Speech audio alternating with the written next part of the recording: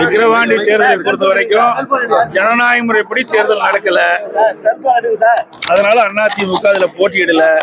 தற்போது பணபலம் அதிகார பலத்துல திராவிட முன்னேற்ற கழகம் வெற்றி பெற்றிருக்காங்க சார். அதே மாதிரி காவிரி ஆற்றிலிருந்து தண்ணீர் தந்து விட மாட்டேன் சித்தராமையா அவருடைய நடந்து முடிந்த நாடாளுமன்ற தேர்தலில் உங்களுக்கு எல்லாம் தெரியும்.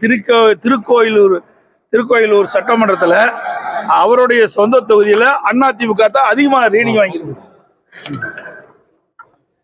சொல்லுங்க சார். காவிரி ஆற்றுல தண்ணீர் திறந்து விட முடியாது சித்தராமையா நேற்று உறுதியாவே சொல்லிட்டாரு.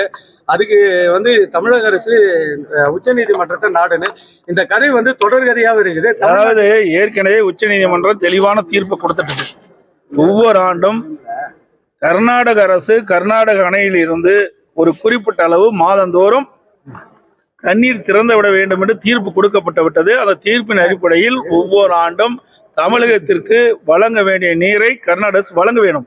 ஆனால் இன்றைக்கு கூட்டணியில் இடம்பெற்றிருக்கின்ற திமுக அதை பற்றி எல்லாம் பேசுவது கிடையாது. விவசாயிகளை பற்றி கவலைப்படாத ஒரு அரசாங்கம், குறிப்பாக தமிழ்நாடு விவசாயிகளை பற்றி கவலைப்படாத அரசாங்கம், தமிழ்நாட்டு மக்களை பற்றி கவலைப்படாத அரசாங்கம். அதில் கூட்டணி தான் முக்கியம், அதிகாரம் தான் முக்கியம். இந்தியா கூட்டணி தான் காங்கிரஸ் இருக்குது. நமக்கு ஒவ்வொரு ஆண்டும் வழங்க வேண்டிய நீரைத்தான் நாம் கேட்குறோம் உச்சநீதிமன்ற தீர்ப்பின்படி. ஆனால் இந்த விடியா திமுக முதலமைச்சர் இன்றைக்கு இந்த விவசாயி மீது அக்கறை இல்லாத, தமிழ்நாட்டு மேல அக்கறை இல்லாத, எவ்வித குரலும் கொடுக்கல நீருக்கு. ஆனால் நான் ஏற்கனவே அறிக்கையின் வாயில வெளியிட்டிருக்கிறேன். இப்ப கமுனி அணை நிரம்பிட்டுது. இன்றைக்கு அந்த கமுனி அணையிலிருந்து நீர் தேக்க முடியாம இன்றைக்கு கர்நாடக அரசு இன்றைக்கு திறந்து விட்டுருக்குது.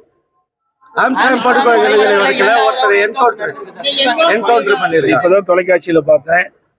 ஏற்கனவே ஆம்ஸ்ட்ராங் கொலை வழக்கில் இந்த சுட்டுக் கொல்லப்பட்ட நபர் திருவேங்கடம் என்று கருதுகிறேன். அவர் சரணடைந்திருக்கின்றார்.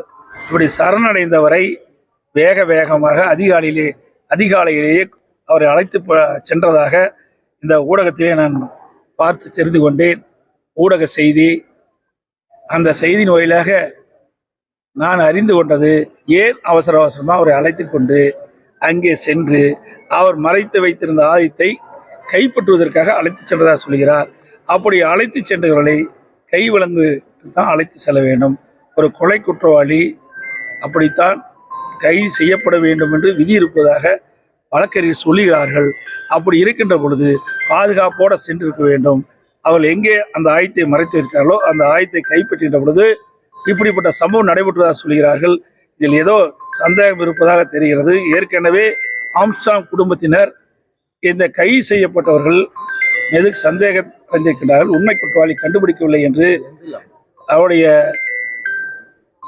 ஆம்ஸ்ட்ராங்குடைய உறவினர்களும் அவருடைய கட்சி நிர்வாகிகளும் தெரிவித்துக் கொண்டிருக்கின்றார்கள். அந்த வேளையில் இப்படிப்பட்ட சம்பவம் நடைபெற்றது மேலும் சந்தேகத்தை கிளப்பியிருக்கிறது என்பதுதான் என்னுடைய கருத்து. பாதகம் செய்பவரை கண்டால் நாம் பயங்கொள்ளலாகாது பாப்பா, மோதி மிதித்து விடு பாப்பா, அவர் முகத்தில் உமிழ்ந்து விடு பாப்பா.